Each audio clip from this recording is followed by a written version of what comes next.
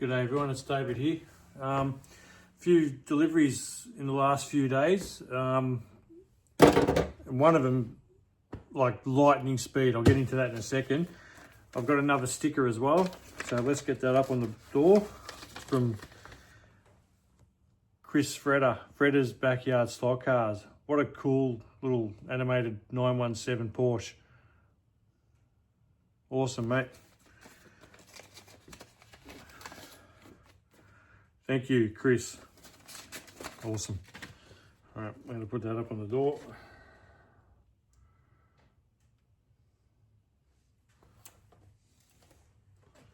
We're going to go to that one. All right, I can go next to Wild Man over there. I'll get it straight. I shouldn't be that fussy about getting everything straight, but there we go. Thanks, Chris. Awesome. All right. So, next one. This turned up today. Now, this one's from Bonza, Stock Cars and Hobbies. I ordered this late Monday night, I think it was. Oh, a bit out of focus. I think we know what that is. But how the turnaround time from these guys from Bonza, and it's insane. It's taken a day to get here. You know, I got this at 1 o'clock today. I ordered it at like 7:30 on Monday night. So, Alex, thank you, mate. Awesome stuff. All right, let's go and open it. Okay, so before we get into that, I thought I'd try some of these. These are like $1 something at our local hardware called Bunnings.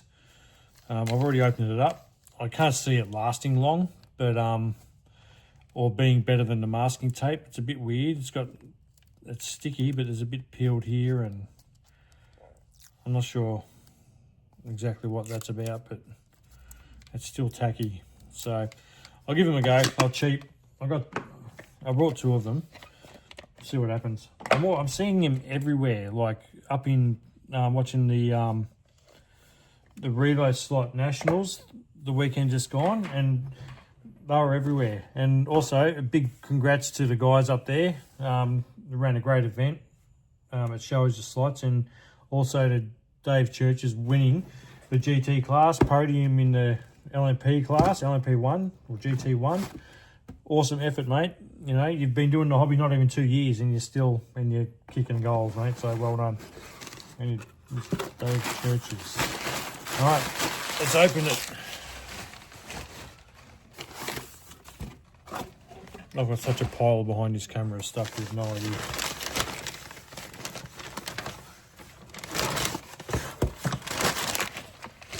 Look at that.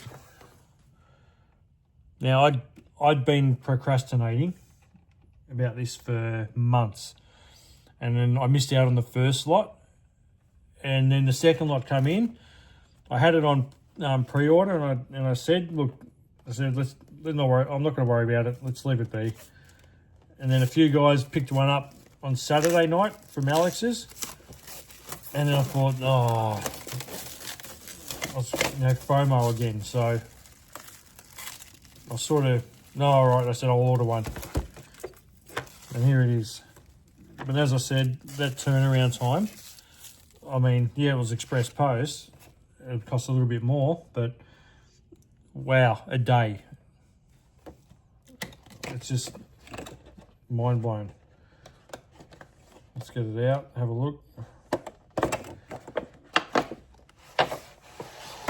I'm gonna have to get some sort of carry case, I think. I don't think we'll pack it in that every time. I'm sure there's something we can buy that will fit that.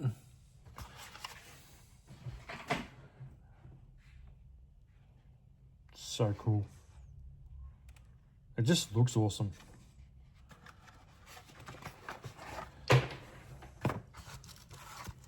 have we got here? Ah, right.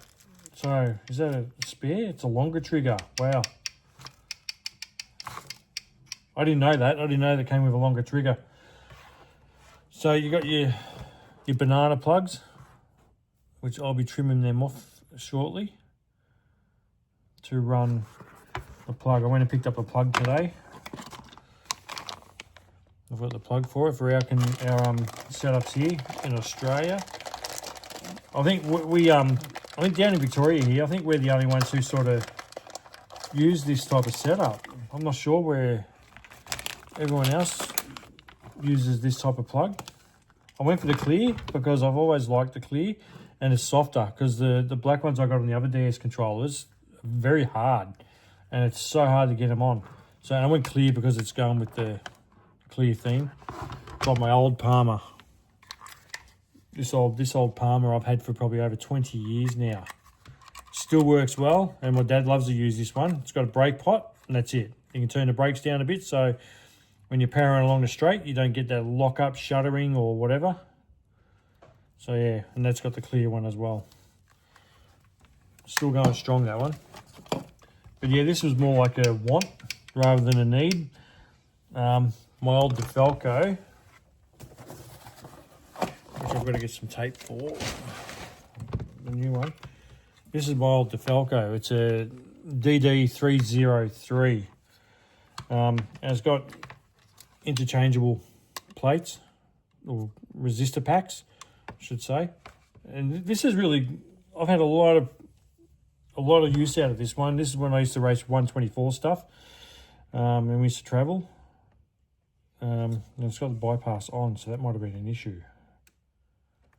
So I had a couple of issues with this on Saturday night racing, and one time the sensitivity was like max, and I don't know how I did it. I don't know if I did it in the box, but it's a fair effort to turn that right round. And I took off from the lights, and the car just went nuts. It just went crazy, and it didn't. And then I've realised just by looking at it now that the brake bypass is on. So I'll have to check to see what that actually does. But as you can see, there's a bit of what do you call it, cracking there around the screw, and it's done a lot of work. It's really been a good control, and that probably needs a bit of a dry.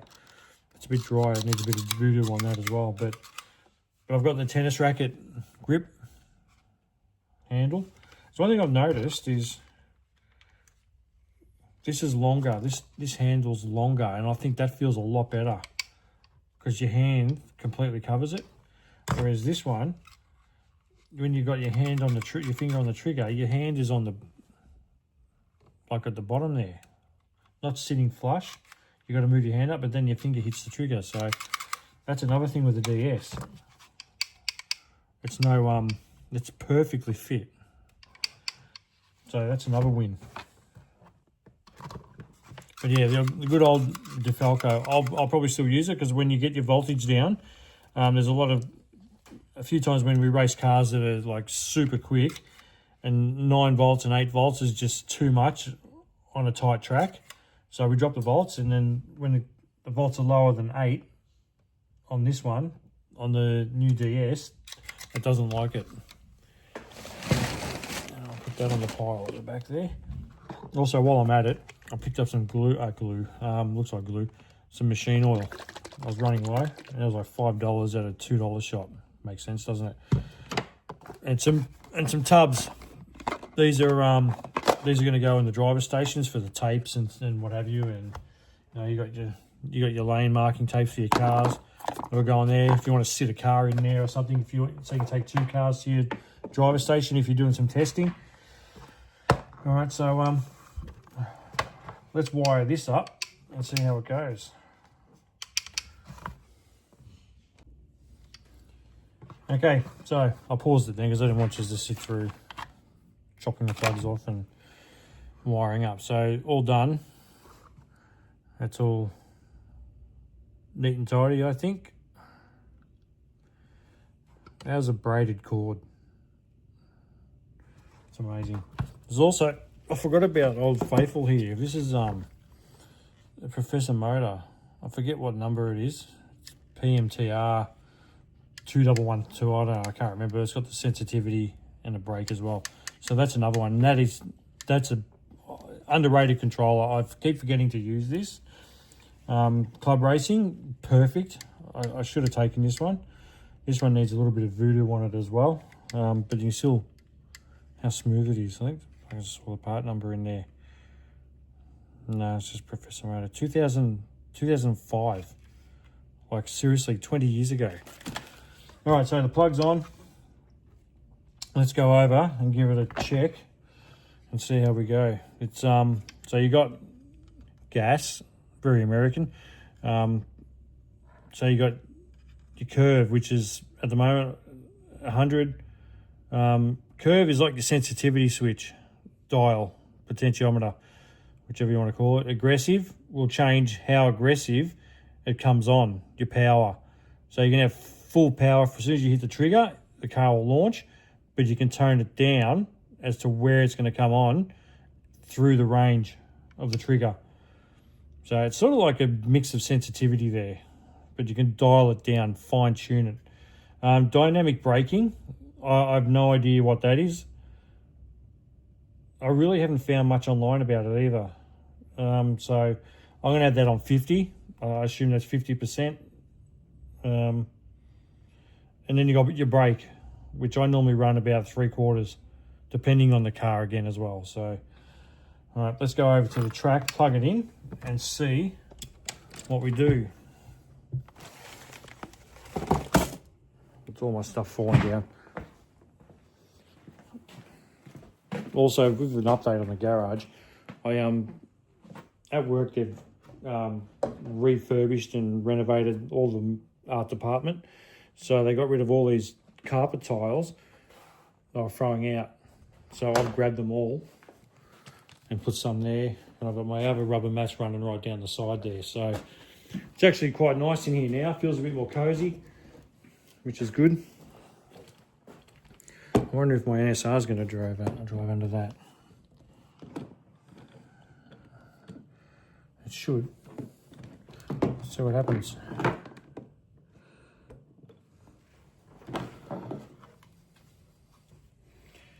All right, let's plug it in.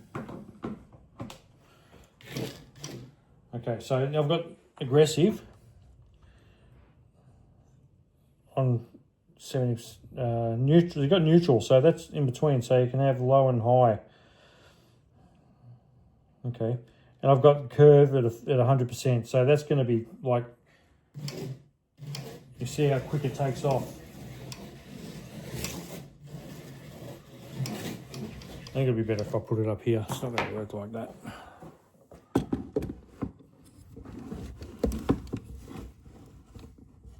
All right, that's a bit better. So you can see, like, just with the curve on full, which is a sensitivity, I think, and you see just how, just by tapping the throttle. So if I take it right down to 0, you can see just, I'm halfway through the throttle there.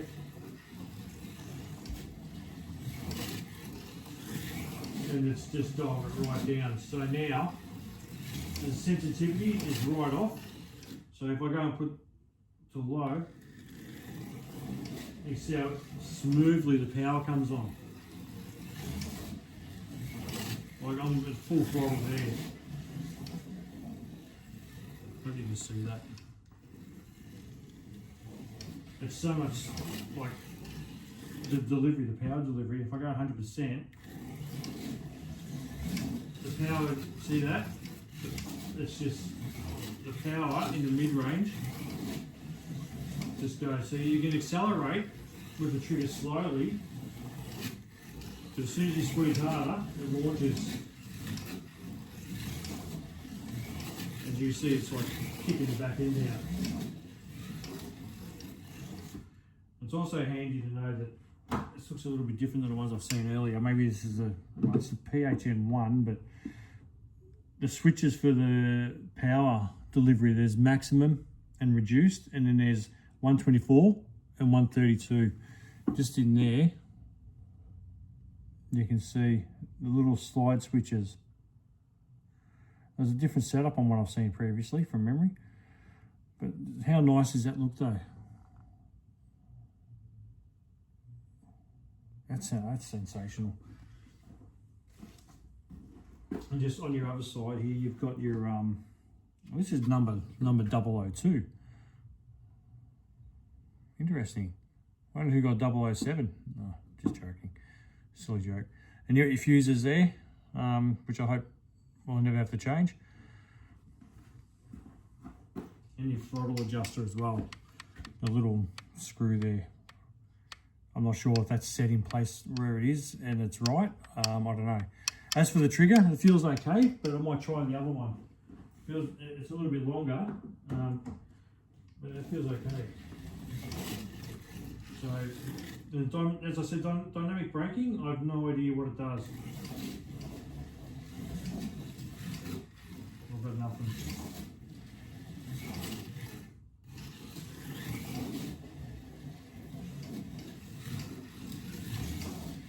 Yeah, I'm not noticing any change with the braking.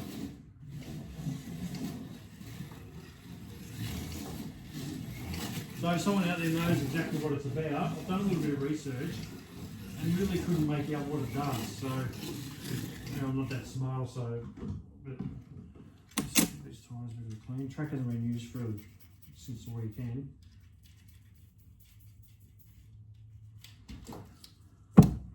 And also, you've got another button. The last button is on the front there. See that little black button there? That is like a handbrake. There's no other way to put it. It's a handbrake. You hit that and the car pretty much stops on a dime. Let's just have a look. So I'm going to set this up to drive how I want.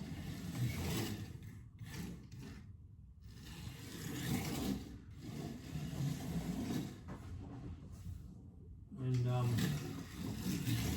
so that's extremely aggressive. So what you do is you got your sensitivity, you put it to 0, and as you move the trigger and then you turn it up, you see the car getting faster. You turn it back down, car slows down. That's on 0, curve. That's trigger's not moving, and then you turn the sensitivity up. That's how it works on most hand controls with this type of potentiometer and adjustment. You turn it up and the car goes faster. So really handy when you got fast high power motors. And then you turn, see I've got that set on, I'll set that on 50 and I'll turn the aggressiveness down and it's just cruising along. I turn the aggressiveness up, it's neutral now, turn the aggressiveness up and the power's coming on a bit more. You can see the car picking up speed and I'm not moving the trigger.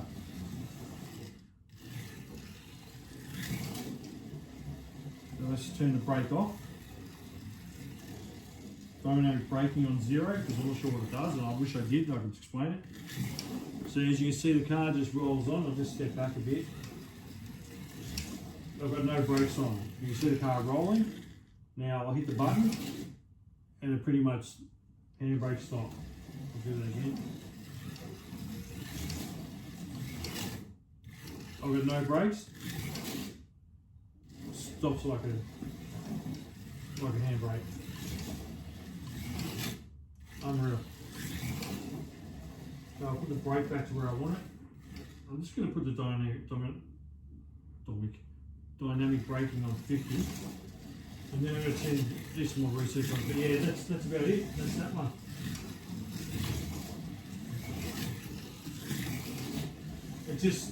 It feels like better in the hand. My hand gets sore now these days. And when you're standing there for 3, 4, 5 minutes, and you sort of, I never used to hold the hand control when I was racing, but now I sort of do. I just hold it like that, which is probably handy for the handbrake. But yeah, so I sort of just hold it now. Before I used to race just holding it one hand in my pocket, and just one hand down low, just like this. That's how I used to race all the time. But now I find I've changed to this, and which is probably handy because you've got your hands on the dials and your fingers on the dial. But yeah, I'll see what else I can learn about it. I think that's the basics of it really. So yeah. Beautiful, love it. So thanks again, Bonza. Alex, for getting that out super quick. I don't know why I picked express postage. I was just impatient. So you get like that sometimes. I want it now, you know. We've all done it. But that's really not. It's really nice. And the longer grip is such a handy thing to have. I'm gonna get some of that the cloth tape, tennis racket handle tape. That makes a big difference as well for comfort. So yeah, all right, thanks for watching.